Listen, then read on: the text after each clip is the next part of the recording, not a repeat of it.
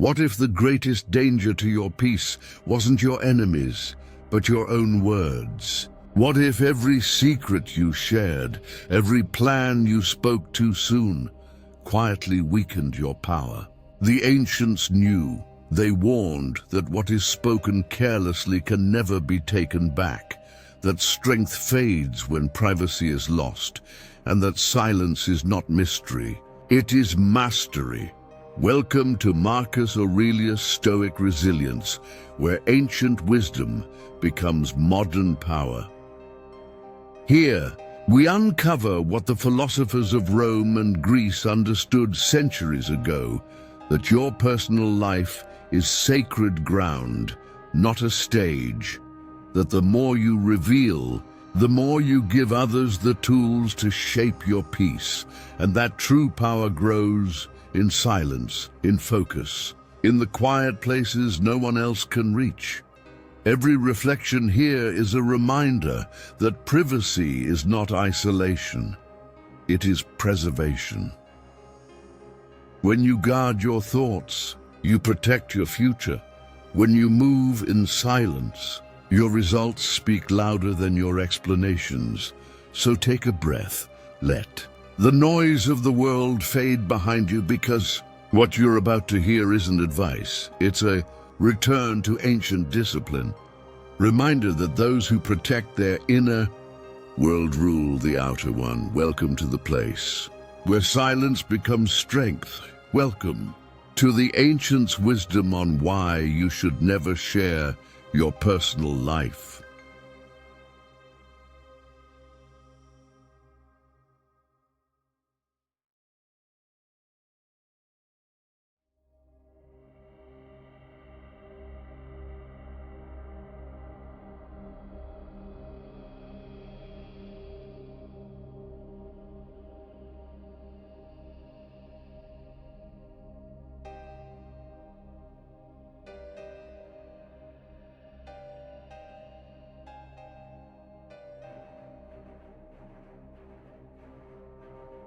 Page 1.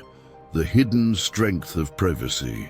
Have you ever noticed that the more you tell people, the less power your words seem to have? That every dream spoken too early begins to fade beneath the weight of other people's eyes? And that the loudest plans are often the first to fall apart? The ancients understood this long before us. They taught that greatness grows in quiet places, that what the world cannot see, it cannot sabotage. Marcus Aurelius warned, "Waste no more time arguing what a good man should be. Be one." His meaning was simple: act in silence. Let your virtue be your voice. Today, we live in an age that worships exposure. We post our beginnings before they bloom, seeking validation instead of victory. But every time you share what is sacred, you invite the world to reshape it. The Stoic knew that control begins where silence starts. So ask yourself, what might happen if you kept your goals to yourself until they were unshakable? What could you build if your energy wasn't spent on explanation but on execution? The ancients and the art of secrecy to the philosophers of old. Secrecy wasn't deception, it was strategy. They believed that the mind, like a flame, needs shelter from the wind to grow. Tell everyone about your spark too soon, and the gust of opinion blows it out. Seneca wrote, "Live among men as if God sees you. Speak to God as if men hear you." He meant, guard your speech with the same reverence you guard your soul, because words once released cannot be retrieved. They travel, they change, they return distorted, and they shape the world around you in ways you can no longer control. When you tell your dream to someone who doesn't believe in it, the doubt plants a seed in your mind. When you share your pain with someone who has no empathy, their indifference multiplies it. But when you keep both within your own discipline, they transform into strength. The modern trap of oversharing We live in a time where privacy is a luxury and attention is currency. People broadcast their struggles before they understand them, their victories before they stabilize. We've mistaken visibility for validation, but exposure is a double-edged blade. The more you reveal, the more you invite interference. The Stoic path teaches the opposite. Move quietly. Let results announce what words cannot. Silence keeps momentum. Noise bleeds it dry. Ask anyone who has built something great, an artist, a thinker, a leader. They all knew when to speak and when to disappear. Creation requires incubation. Too many eyes too soon kill the idea before it learns to breathe.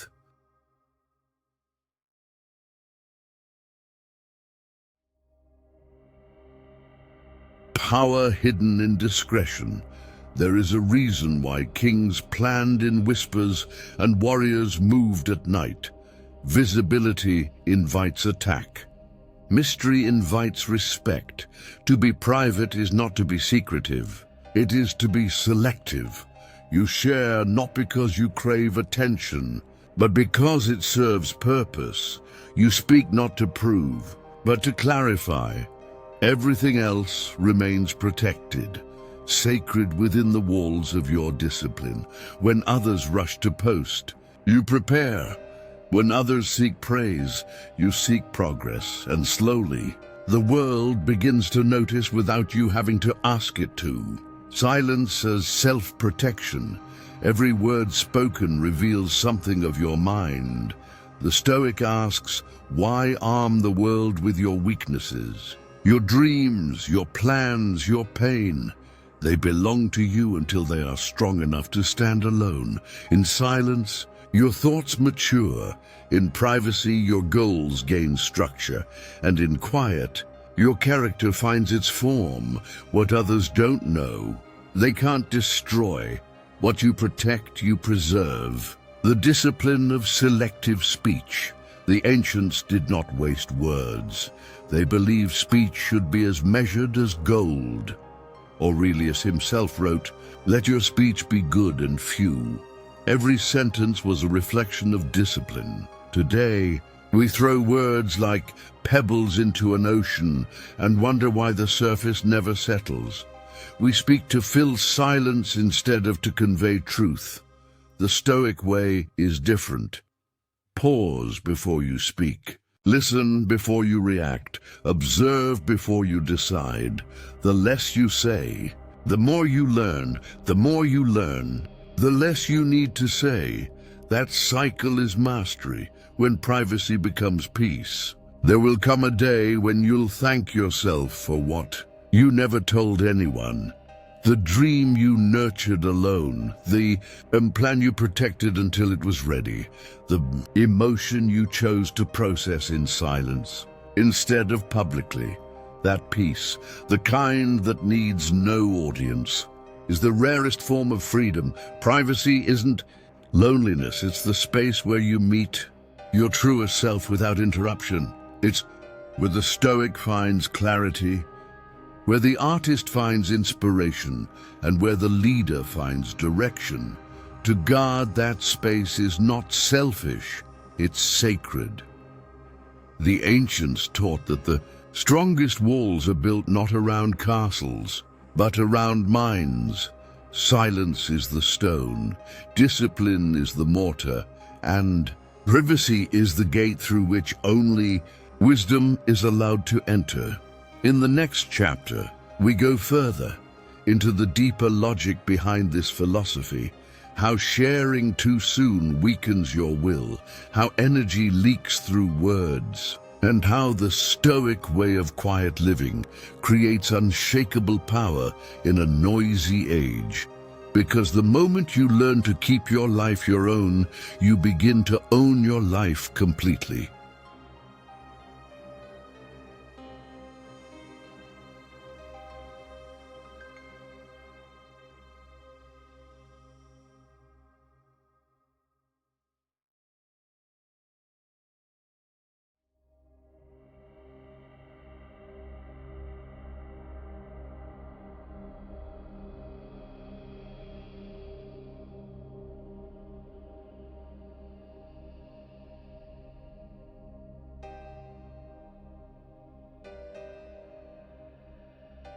Page 2. The energy leak of oversharing. Why silence multiplies power. In the last reflection, we uncovered how privacy protects peace, how silence becomes the shield between your vision and the world's opinions. But now we ask the harder question: what really happens when you speak too soon? When you give the world access to what was still forming inside you? The ancients warned of this hidden danger, the quiet leak of energy that follows every unnecessary word. Because once your plans escape your lips, they belong not to you, but to the noise. Words as energy. Every word carries weight. It's not sound, it's currency. Each confession, each detail, each casual explanation spends a piece of your inner focus. Think of your mind as a reservoir of still water. Every time you share a goal, you open a small channel that lets energy drain away. A friend's opinion becomes a current. A critic's doubt becomes a wave. And suddenly the surface no longer reflects the sky. The Stoics understood this law of exchange. They spoke sparingly because they knew that attention once divided loses its potency. Energy scattered through speech cannot return whole. The science of stillness, ancient and modern. Epictetus said, "First learn the meaning of what you say, and then speak." His words echo through centuries of psychology, where silence is seen not as repression, but as focus. When you talk about a dream, your brain releases the same satisfaction chemicals as if you've already achieved it. You trick yourself into believing the work is done. That's the trap. Speech becomes a substitute for action. The ancients didn't have neuroscience, but they had observation. They noticed that the most disciplined men were often the most silent because they saved their fire for doing, not describing. The leak of approval. Oversharing is often disguised as connection. We tell our plans to seek support, our struggles to feel seen, but every time you look for approval, you hand someone else control of your confidence. If they praise you, you rise. If they doubt you, you sink. Either way, you've surrendered your balance. The Stoic path demands independence from applause. Marcus Aurelius reminded himself daily, "It is possible to be happy even in a palace." He meant contentment must come from within, not from the echo of others. Silence keeps that balance intact. It separates your worth from their reaction.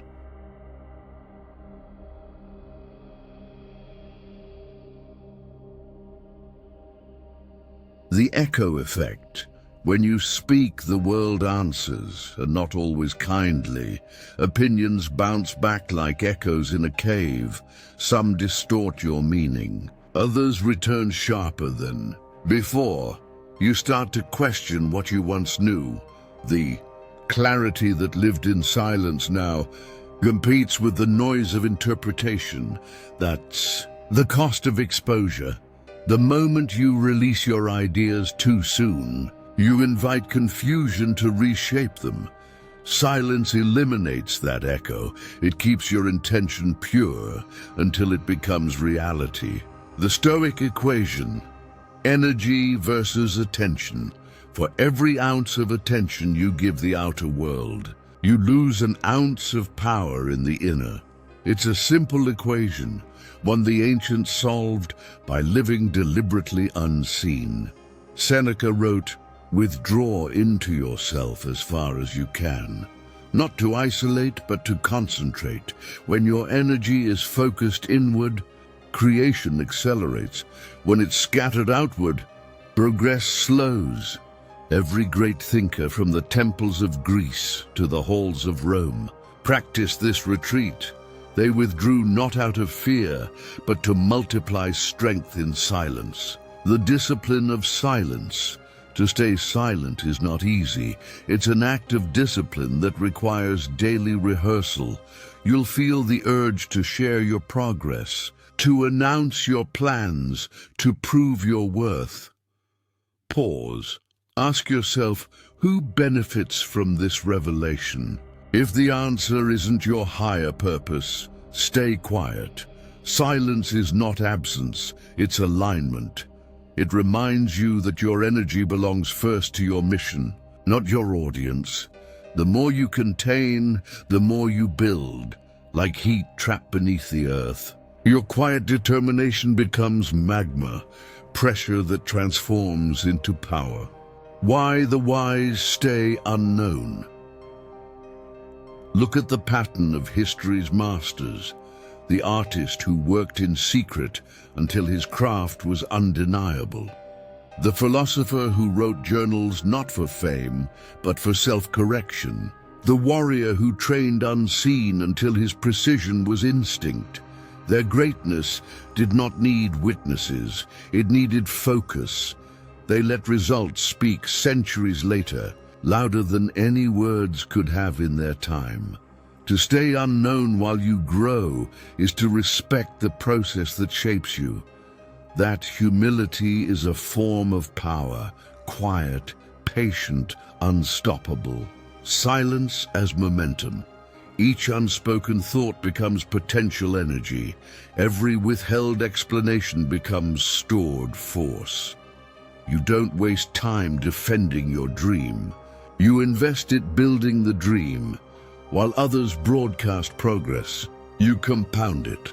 And when the time comes to reveal what you've created, the world won't need convincing. It will feel the weight of your work. That's what the Stoics meant by mastery through stillness. Action first, speech later, results forever. Turning silence into strategy, protect the seed, share your vision only with those who nurture it. Observe more. The one who listens learns what the loud never hear. Respond slowly. Measured words reveal measured minds. These 3 habits, repeated daily, form the unseen armor of the Stoic. They keep your energy where it belongs, on growth, not reaction. Silence is not an accident, it's an asset. You've seen how words can drain and silence can restore. You've learned that energy, once scattered, rarely returns whole. But there's a deeper truth still, the transformation that happens inside the silence. How the quiet mind becomes magnetic. How the unseen life begins to command unseen respect. That's where our next reflection begins.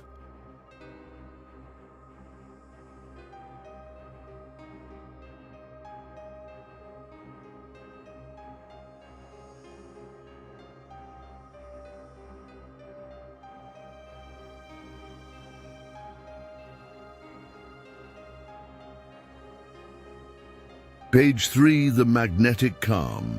How privacy draws power and influence without a word. You've learned how energy leaks through words, how silence protects it, and how restraint preserves momentum. But there's more hidden within that stillness, a power few ever realize, because silence doesn't just protect. It attracts, it draws respect, curiosity, and gravity toward you. The world leans in to listen to the one who rarely speaks. That's the paradox of calm. When you no longer chase attention, attention begins to chase you. Presence over performance. In every room, there is someone who dominates without a sound. Their calm becomes an anchor, their stillness a center of gravity. People sense them before they speak. An aura of focus, control, and certainty. That is the energy of privacy in motion. It's not arrogance. It's alignment. It says, I know who I am. I don't need to prove it. Marcus Aurelius carried that presence. He ruled millions with quiet poise. His calm was command. Even his enemies respected the silence between his words. The ancients understood that influence begins within. When your mind is steady, your energy becomes undeniable. Mystery creates magnitude. People are magnetized by what they cannot fully see. The more predictable you are, the less potent you become.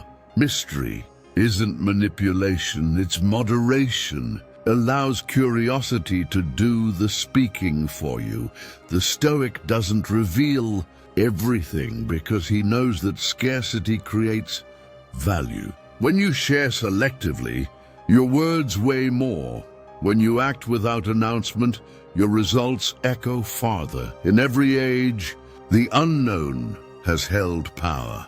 It's why the stars fascinate, why silence unnerves, why depth demands respect. To keep part of yourself unseen is to keep part of yourself undefeated.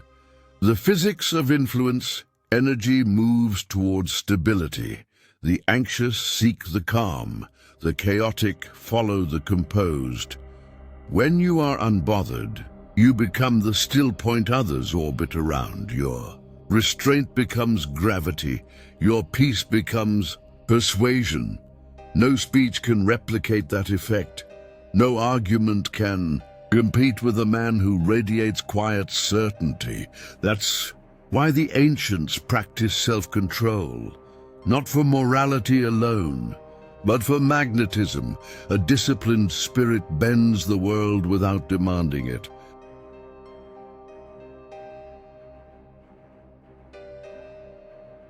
The silent leader. History remembers not the loudest voices, but the most centered minds.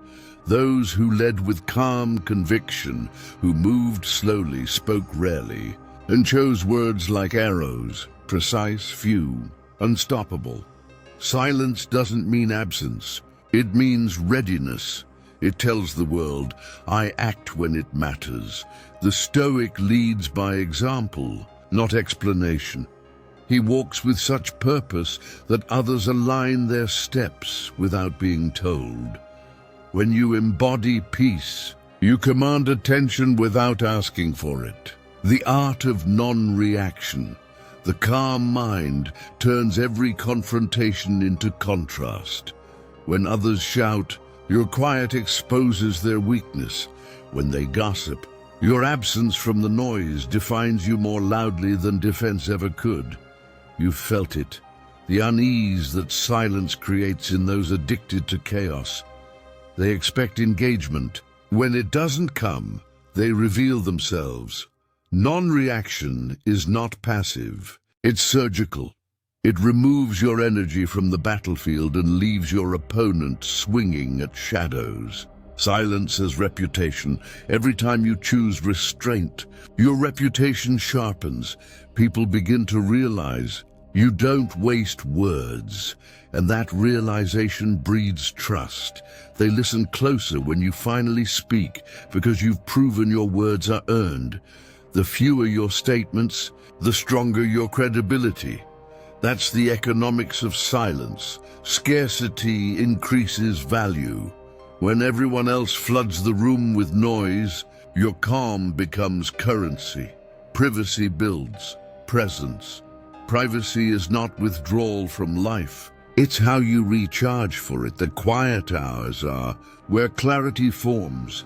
They're the forge where you strip away distraction and meet your essence again.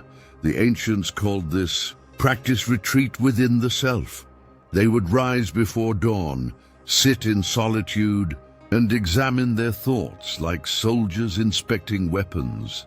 Every reflection sharpened focus. Every moment alone rebuilt power. In a world that constantly pulls outward, going inward becomes rebellion, and rebellion, when disciplined, becomes revolution. Magnetic energy in motion. When you master silence and guard privacy, people feel something different around you. They can't name it, but they notice. They sense direction. Integrity and peace. That's magnetic energy, not charisma. but coherence. Every action matches intention. Every word aligns with truth. You become whole, and wholeness draws the fragmented. The frantic seek the focused. The scattered seek the centered. Your very being becomes instruction. That's influence beyond words.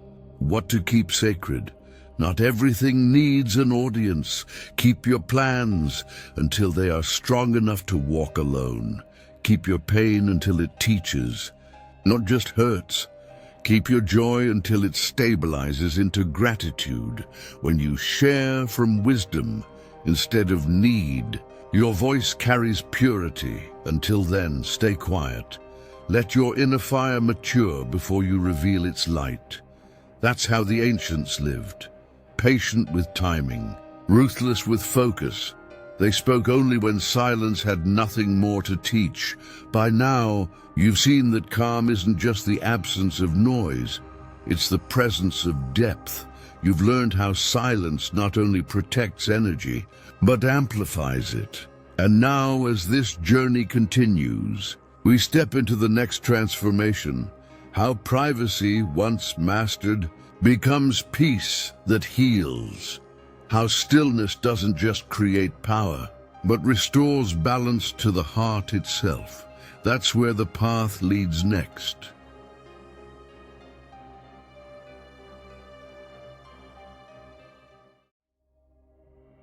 Page 4.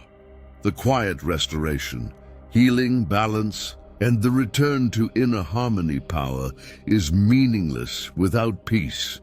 You've learned how silence attracts respect, how composure commands attention, but strength alone does not complete the Stoic path. After discipline must come restoration, the return to balance, to the soft center that power protects, because silence that only shields becomes stone, but silence that heals becomes wisdom, the rest within restraint. The ancients never pursued stillness for reputation. They sought it for recovery. They understood that every act of restraint costs energy, and that even warriors need quiet to mend their armor. Marcus Aurelius would retreat each night into solitude, writing not for others, but for repair. In his pages, he confronted his own exhaustion, and through reflection turned fatigue into philosophy. To heal, you must first pause long enough to listen. You cannot fix what you refuse to feel. Balance through awareness. The world praises productivity but neglects alignment. We rush to achieve, forgetting to absorb. The Stoic restores balance by returning to awareness, to the breath, the moment, the truth that nothing external is permanent. Close your eyes. Notice how the body follows the mind. If the mind is chaotic, the breath is shallow. If the mind is calm, the breath deepens. That rhythm is life's mirror, and balance begins the moment you notice it. The healing power of perspective. Perspective heals faster than time. The ancients used reflection as medicine, not self-pity, but self-examination. Seneca wrote, "We suffer more in imagination than in reality." He meant that much of our pain is prolonged by thought, not circumstance. When you learn to separate what happened from what you tell yourself about it, you break pain's repetition. Silence creates that separation. It gives distance between the wound and the witness. And in that distance, clarity enters, the first sign of healing, the art of recovery. To the Stoic, healing was never escape. It was engagement with gentleness. They treated the soul like a garden, trim the overgrowth, water what serves, let sunlight reach what's hidden. That's what privacy allows. Slow growth away from comparison. Your mind heals best when it stops performing. Every quiet morning you spend in reflection rewires the pattern of reaction. You become patient with your own process. no longer rushing emotion to meet expectation.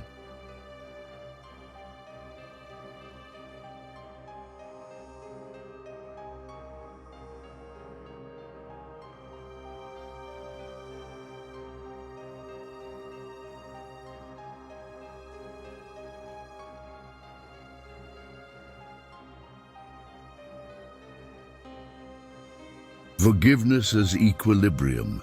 Forgiveness returns the mind to its natural position. Upright, hatred bends it. Guilt weighs it, resentment twists it.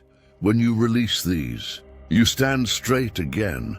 Forgiveness does not erase memory. It reorganizes it. It turns wounds into warnings, pain into pattern recognition, and memory into mastery. The Stoic forgives not to absolve others, but to maintain inner geometry, the symmetry between thought, word and deed, silence and self-repair. Modern life calls for constant commentary, but healing requires deliberate withdrawal. Every word you don't say gives energy to what needs rebuilding. Silence slows perception until truth surfaces. It reveals what's genuinely broken and what only felt. Broken Epictetus advised his students to practice listening more than speaking. He knew that the soul speaks softly, and only those who quiet the world can hear it. Recalibrating the soul. Think of balance like a compass that resets after turbulence. When storms pass, you must let the needle settle before you choose direction. Sit in stillness until clarity returns. You will know restoration is near when resentment loses its urgency, when forgiveness feels natural, when silence feels like home again. This is not indifference, it is equilibrium. You no longer swing between extremes. You move with measured grace. Harmony in action. Healing is not withdrawal from duty. It's returning to duty without bitterness. After reflection, you re-enter life gentler but stronger. Like a river slowed by stones yet deeper for it. You begin to act without aggression, to speak without haste, to work without tension. The healed mind doesn't need control. It chooses direction. That's the ultimate Stoic strength, not force, but flow guided by virtue. The quiet confidence of wholeness. When balance returns, confidence follows. A calm assurance that needs no declaration. People will sense it before you speak. They'll notice your movements are deliberate. Your tone steady, your presence grounded. Wholeness doesn't announce itself. It emanates. That radiance is the soul restored, a living testament that inner work outlasts outer turmoil. Now you have seen the full cycle, from silence to strength, from secrecy to serenity, from control to calm. But the Stoic path does not stop at healing. It transforms restoration into renewal, turning peace into purpose and purpose into destiny. Next, we step into that rebirth.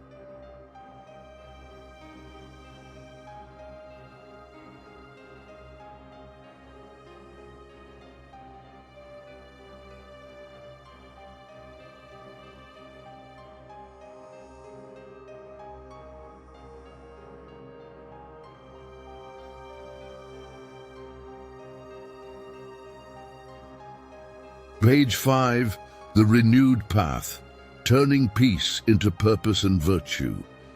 Into action you have healed in silence, you've faced your shadows without running, and through that stillness you have found peace. Now the question arises, what will you do with it? For peace, if hoarded, becomes stagnation, but peace applied becomes transformation. The Stoics never stopped at reflection. They saw calm not as a destination, but as preparation, a forge where virtue takes shape, ready to meet the world with renewed strength. Peace is not passive, true. Peace is not the absence of movement. It is motion without friction. It's the mind flowing with clarity, the body moving with intention.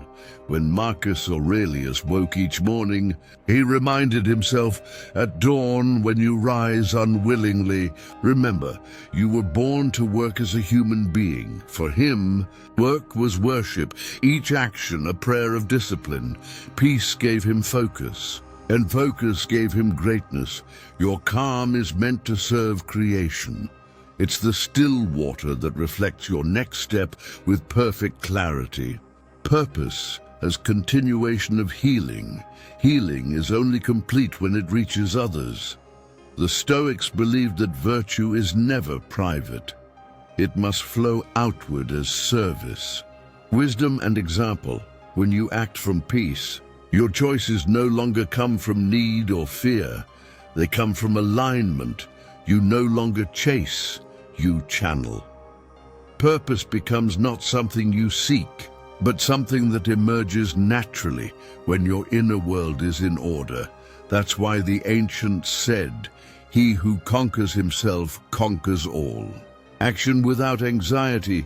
There is a rhythm to Stoic action, deliberate, measured, detached from outcome. You do not act for applause or reward. You act because it is right. The Stoic farmer plants the seed, knowing not every harvest will bloom. He plants anyway, because virtue lies in the act, not the result. To act without anxiety is the highest freedom. It's working while trusting. It's striving while surrendered. When you let go of control, you gain something far greater: consistency.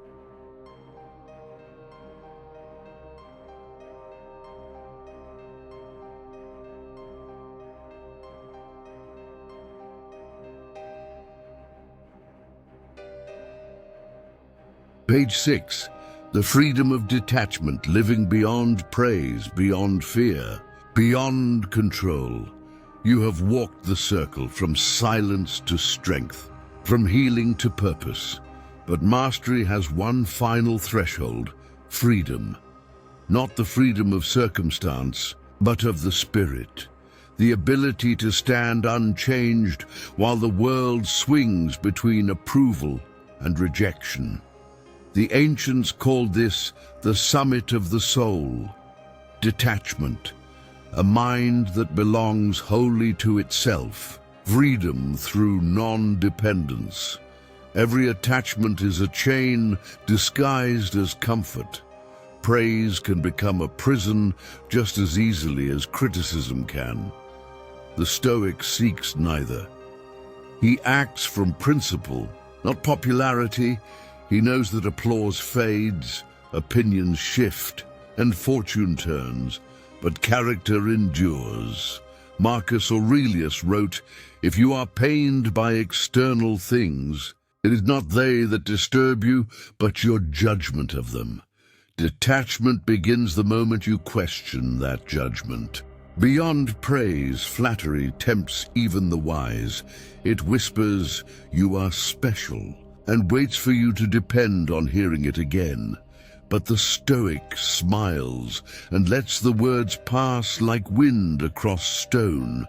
He accepts gratitude, but does not inhale it as oxygen. For what the crowd gives today, it may steal tomorrow. To live beyond praise is to breathe in solitude without suffocation. It is to work unseen, content that the virtue of the act is reward enough. Beyond fear, fear is the mirror image of desire. Both bind you to outcome. Detach, and you cut the string that jerks you between hope and dread. Epictetus reminded his students, "Do not seek for events to happen as you wish, but wish them to happen as they do." That acceptance is not surrender, it is strategy. When you stop demanding that life obey you, you begin to move with it. The warrior who expects storms does not fear them. He adjusts his sails. The Stoic who expects loss does not mourn it twice. Beyond control. Control is illusion. Discipline is truth. You cannot command the world, but you can command your reaction to it. That distinction is the heart of freedom. Let go of trying to shape every outcome. Influence what you can, release what you can't, and you will find that most battles dissolve before they begin. The man who controls nothing yet remains composed, controls everything that matters. The weight that lifts when you let go. Detachment is not emptiness. It's lightness. When you drop the need to impress, to win, to be understood, you rise. You feel how much energy was once spent managing perception. You realize how quietly life flows when you stop rowing against the current. Freedom isn't earned. It's uncovered beneath layers of expectation. Every "should you" release is a stone removed from your pockets. The Stoic does not vanish into mountains. He lives among men, works, loves, laughs, but remains untouched by turbulence. He moves through society like a calm flame, warming, illuminating, never consumed. To be detached is to participate without possession. To give your best while knowing nothing is truly yours. Not praise, not status, not even tomorrow. That awareness doesn't darken life. It brightens it, because when everything is borrowed, gratitude becomes natural. How detachment transforms action. Less noise, more impact. When outcome no longer defines you, you choose actions that matter, not those that impress. Less fear, more freedom. Failure becomes feedback, not identity. Less tension, more timing. Patience replaces panic. Momentum replaces force. The detached mind performs better because it is unburdened. It does not chase, it channels. The view from above. Marcus Aurelius practiced the view from above, imagining himself rising beyond Rome, beyond Earth, seeing life as a brief spark in endless space. From that height, titles shrink, conflicts blur, insults fade. Try it now. Picture the city lights below you, each window a world of its own worries. How many of those will matter a year from now? 10? Perspective is peace in panoramic form. When you rise in awareness, you descend in anxiety, living without needing to be right. The final freedom is the freedom from being right. The need to convince is the last chain of the ego. The Stoic shares wisdom and releases outcome. He offers truth as a gift, not a weapon. If others disagree, he smiles, for truth does not require defense. It simply endures. To walk away from argument without resentment is to graduate from pride into presence. The paradox of nothing to lose. When you realize you own nothing, you lose nothing. When you need nothing, you fear nothing. That is the paradox at the heart of Stoicism. The less you cling, the fuller life feels. Because now, every sunrise is a bonus, every friend a miracle, every breath a victory. You began this journey learning to hold your silence. Now you hold your freedom. But there is one final transformation left, the merging of all lessons. How silence, discipline, forgiveness, purpose, and detachment weave together into a timeless state of serenity. Next, we gather it all in the penultimate reflection.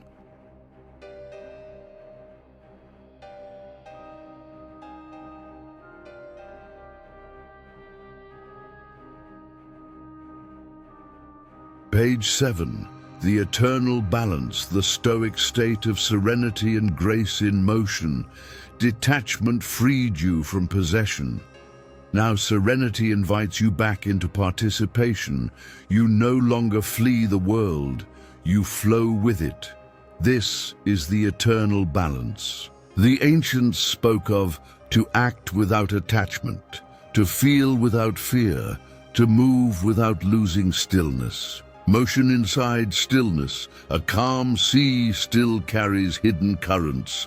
So does the Stoic heart, quiet on the surface, alive beneath. Serenity is not stagnation, it is directed rest.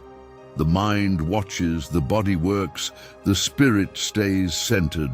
Every gesture becomes deliberate, every word weighted, every moment measured.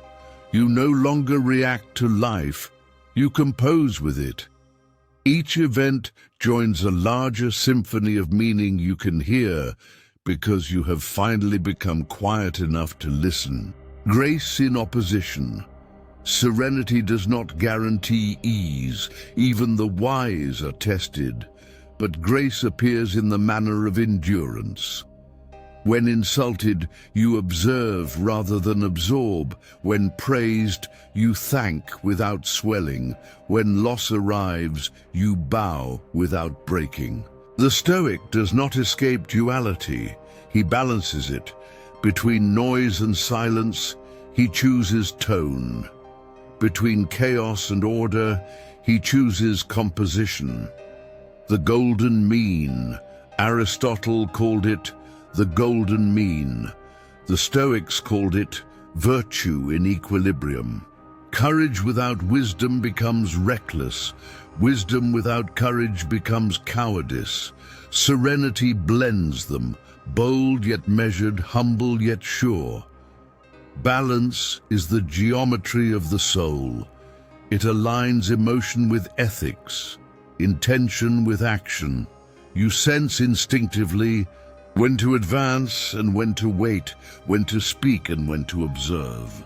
Such instinct is the reward of a mind trained to trust itself. The symmetry of virtue. The four virtues now move as one body. Wisdom thinks, courage acts, temperance moderates, justice aligns. Together they form serenity in motion, virtue balanced like planets in orbit. When you live this way, conflict shrinks, each decision becomes clean. There is no need for extremes because truth rests at the center. This is the Stoic state. The world mistakes for detachment. It is actually harmony. Calm as power in action. Man of serenity walks into a room and the temperature changes. Not because he commands attention, but because he commands himself. Calm is contagious. Its quiet logic diffuses anger.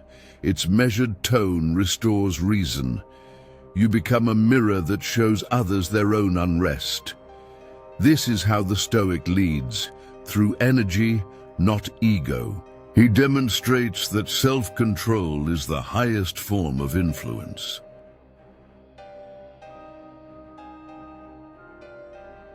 Living the middle path, you no longer need extremes to feel alive. You don't need chaos to test your strength, or applause to affirm your worth. Each moment is enough. The Stoic walks the middle path between ambition and apathy. He works fiercely, rests freely, loves without clutching, lets go without resentment. This is the freedom found only in balance, the liberation of living completely, yet lightly. When virtue becomes nature at first, discipline feels like effort, then it becomes habit. Eventually, it becomes nature. You no longer must remember to be stoic. You simply are. Reaction no longer rules you because the impulse to pause has become instinct. What was once training is now truth. That is grace, virtue so ingrained it flows without force. Harmony with nature. The Stoic ideal was to live according to nature, not trees and rivers alone, but the nature of order and cause. When you act in harmony with what is, resistance disappears. You realize that you are not a guest in the universe, but a gesture of it. You breathe with the same rhythm that moves oceans and orbits. In that recognition, the mind relaxes, the heart expands. You see that to fight life is to fight yourself. Peace returns like a tide. Grace under gravity, even at serenity's peak, gravity remains. Responsibility, mortality, imperfection. The Stoic does not deny them. He dances with them. He knows that grace is not weightlessness, but balance under weight. He carries duty lightly, pain patiently, and love quietly. He moves through life as if each moment were both fragile and sacred, because it is. The calm before eternity. There comes a moment when words fail, when philosophy melts into presence. The Stoic simply sits, aware, alive, unafraid. He understands that serenity is not something to keep, but something to return to. Each day is a cycle of forgetting and remembering. Each sunset reminds him that to end well is as noble as to begin. Strong, balance is the bridge between life and legacy. Now, the journey nears its horizon. You've walked through the fires of anger, the waters of forgiveness, the air of detachment, and the earth of discipline. All four elements now live within you, tempered, united whole. The final chapter is not an ending, but a return to the eternal Stoic mind, a poetic reflection that gathers every lesson and offers a call to peace and mastery for all who listen.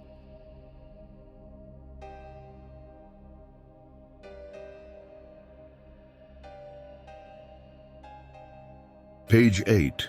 The eternal return, becoming the calm within the storm. You have walked the full circle. You entered seeking control. You leave carrying understanding. You came chasing strength. You depart embodying calm. Now there is nothing to reach for, only something to return to, the quiet awareness that has always waited within you. This is the Stoic's homecoming. Not an escape from life, but a reunion with it. The calm that endures. Storms will come again. They always do. Voices will rise, fortunes will turn. Opinions will change, but you will no longer be moved by every wind. You will move with it, because calm is not a shield against chaos. It is a compass through it. You have learned to steer from the inside. The waves still crash, but they no longer define the sea. The eternal return. The ancients believed life was a circle. The eternal return. Every challenge revisits. Every emotion resurfaces, each offering another chance to practice mastery. There is no final enlightenment, only continuous remembering. You return to silence when the world gets loud, to gratitude when desire tempts, to reason when emotion flares. That return is your discipline, your ritual, your peace, the calm within. The true Stoic no longer seeks to appear strong. He simply is. He knows strength is not armor. It's openness without fear. He listens more than he speaks, observes more than he judges, acts more than he promises. His life hums with quiet order, each breath a vow to remain present. He has stopped trying to fix the world. He now tends the garden within it.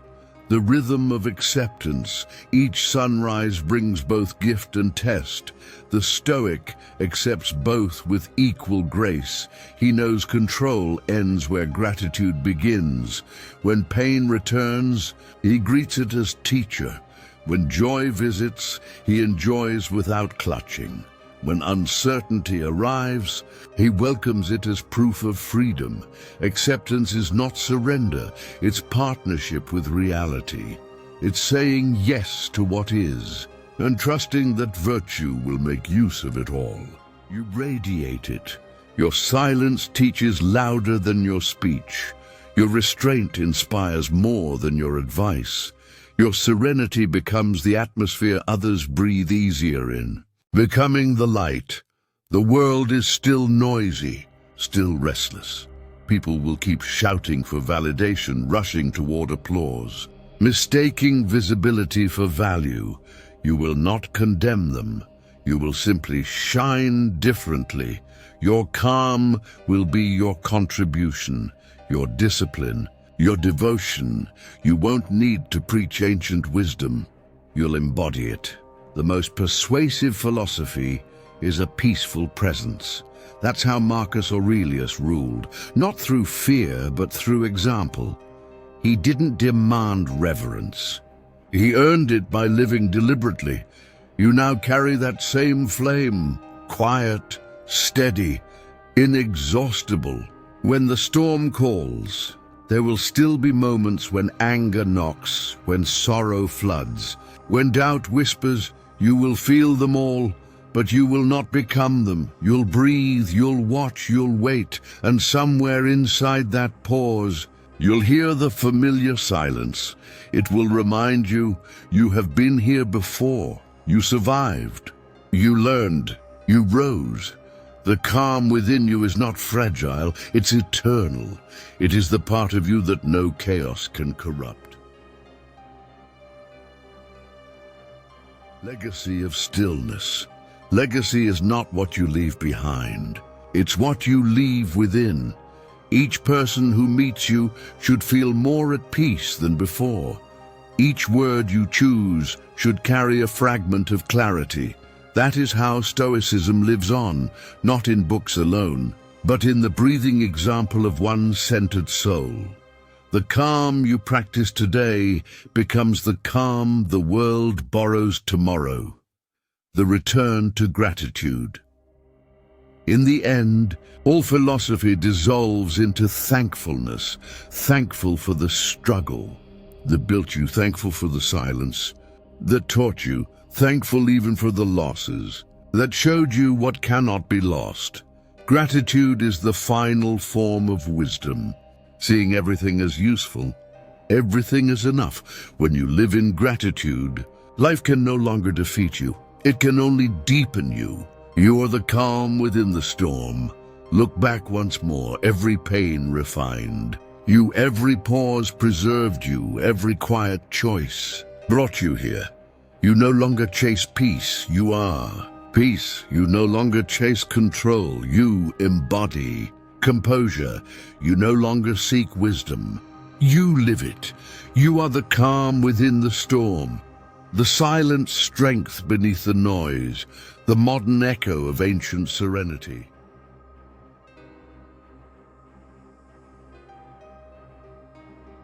Thank you for walking this path with us. If this message gave you even a breath of calm, a moment of reflection, or a spark of strength, you belong here. Every lesson we've shared traces back to one truth the ancients never stopped teaching. Peace begins where noise ends. Power begins where control surrenders. Wisdom begins where ego falls silent. You've listened not just to history, but to yourself. And that quiet recognition is the start of mastery. This isn't goodbye. It's a continuation. Each day you return to stillness. You walk beside Marcus Aurelius, Seneca, and Epictetus once more. The same path, the same discipline, the same grace. So wherever life takes you next, carry this stillness like fire beneath the surface. Let it light the corners of your day, steady your voice, and guard your peace. And when the world grows loud again, remember this place. Return here. We'll be waiting in the silence. Until then, stay grounded, stay grateful, stay stoic.